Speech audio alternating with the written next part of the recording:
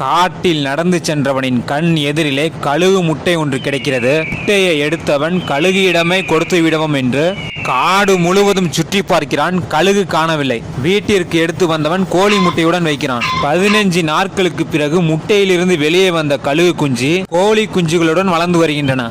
உயரத்தில் பறந்து கொண்டிருந்த கழுகை பார்த்த இந்த கழுகு குஞ்சு தான் யார் என்று உணராத கழுகு குஞ்சு இது போன்ற பறவையாக பிறந்திருந்தால் நாமும் உயரத்தில் பறந்திருப்போம் என்று நினைக்கிறது. ஆனால் ஒன்று, நாமும் கழுகு இனம்தான் என்பதை மறந்துவிட்டு கோழி இனத்துடன் பள்ளிக்கூடத்தில் வில்வித்தையை கற்றுத்தரக்கூடிய ஆசிரியர் ஒருவர் 40 மாணவர்களுக்கு வில்வித்தையை கற்றுக் கொடுக்கிறார். அதில் 10 மாணவர்களை மட்டும் தேர்வு செய்து காட்டிற்குள் அழைத்து செல்கிறார். அவர்களின் மத்தியில் கரடியின் சத்தம் கேட்கிறது. 10 மாணவர்களும் கரடியின் சத்தத்தை நோக்கி அம்பை செலுத்துகிறார்கள். அனைத்து அம்புகளும் வேறு வேறு திசையில் சென்று விடுகின்றன. இதை பார்த்த கரடி பயந்து காட்டிற்குள்ளே ஓடிவிடுகின்றன. இன்னும் சற்று தூரம் காட்டிற்குள் நடந்து செல்கிறார்கள்.